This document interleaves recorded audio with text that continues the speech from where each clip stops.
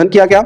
उस संबोधन में उन्होंने देशवासियों से आग्रह किया कि वो जो दिन में जो वो दैनिक जीवन में डीजल पेट्रोल की खपत है उसको कम करने के लिए कहा। उन्होंने कहा कि अगर आप बाहर काम करते हैं तो आप घर पे करिए, घर पे आके काम करिए, वर्क फ्रॉम होम करिए। दूसरी बात उन्होंने कही कि अगर आप विदेश दौरा करना चाहते हैं तो कम से कम इस साल के लिए आप पोस्टपोन कर दीजिए। अगर आप किसी शादी फंक्शन में गोल्ड परचेज करना चाहते हैं तो इस साल के लिए भी आप गोल्ड परचेज करना बंद कर दीजिए। उन्होंने इसलिए कहा क्योंकि अभी वेस्ट एशिया में क्राइसिस चल रहा है, ऑयल का प्राइस हाई हो रहा है। तो अगर आप देख लीजिए कि अगर हम गोल्ड खरीदते हैं ना तो हम रुपया में खरीदते हैं, लेकिन सरकार को गोल्ड परचेज करने के लिए डॉलर में पे करना पड़ता है। उसी प्रकार तेल भी खरीदने के लिए डॉलर में पे करना पड़ता है। तो सरकार का यह मानना है कि अगर हम गोल्ड का परचेज में कटौती करें, अगर हम जो फॉरेन टूर करने जाते हैं उसमें डॉलर जो खर्च करते हैं उसमें अगर कटौती करें तो हम, अगर ऑयल का प्राइस बढ़ भी गया ना तो हम उसको मैनेज कर सकते हैं, हम उससे हमारे देश पर कोई प्रभाव नहीं पड़ेगा। इस वजह से देश के प्रधानमंत्री ने पूरे देशवासियों से आग्रह किया। लेकिन उसके बाद क्या हुआ, पूरे देश में एक अलग लेवल पर विरोध चालू हो गया। मतलब कुछ लोगों का यह कहना हो गया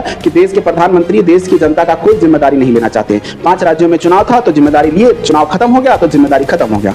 दोस्त, मैं ये बताना चाहता हूं कि अगर इसी तरह की बात है ना तो ऐसा नहीं है कि ये पहली बार घटना हो रही है, इसके पहले भी घटना हो चुका है ना। 1965 में हुआ था, जिस समय कांग्रेस की सरकार थी, उस समय देश के प्रधानमंत्री लाल बहादुर शास्त्री जी थे। क्या हुआ, भारत पाकिस्तान का युद्ध हुआ, देश पूरी तरीके से एक अलग संकट में था। तब तक उस समय अकाल भी पड़ गया, फसल का उत्पादन नहीं हुआ। भारत उस समय अमेरिका से गेहूं लेता था, अमेरिका ने मना कर दिया, देश में अनाज की किल्लत हो गई थी। फिर क्या किया, शास्त्री जी रेडियो पर आकर तमाम देशवासियों से आग्रह किए कि अभी अनाज का किल्लत है, सभी को एक दिन कम से कम वीक में उपवास करना पड़ेगा।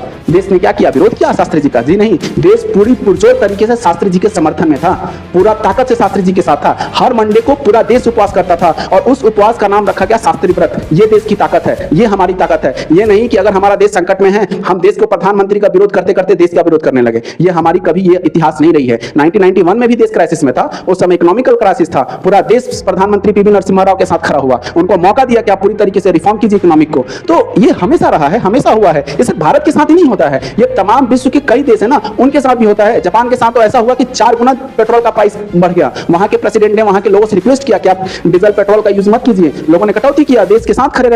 तो हर समय होता है। और सबसे बड़ी खूबसूरत की बात पता है क्या है, जब जब इस तरह का संकट आता है ना, भारत एक पूरी मजबूती के साथ आता है। 1965 में फसल अनाज की क्राइसिस हुई, 1969 में हरित क्रांति के तहत भारत इतना अनाज उत्पादन कर दिया ना कि उसके बाद भारत किसी दूसरे देश पे कभी अनाज के लिए डिपेंडेंसी नहीं रखा। 1991 में इकोनॉमिक कंडीशन खराब हुई, एलपीजी का सुधार करके हमने ऐसा सुधार किया देश में कि उसके बाद फिर हम कभी इकोनॉमिक क्राइसिस की तरफ नहीं बढ़े हुए थे। तो ये हमेशा आया है, इस बार भी आया है संकट, इस बार भी हम पूरी मजबूती से बाहर आएंगे। ये देश की ताकत है, ये लोगों की ताकत है, इसको हमें सबको समझने की जरूरत है, ना कि हमें यहाँ प्रधानमंत्री का विरोध करने की जरूरत है। अगर आपको ये वीडियो अच्छा लगा हो तो शेयर जरूर कर दिएगा। मिलते हैं अगले वीडियो में, तब तक के लिए जय हिंद।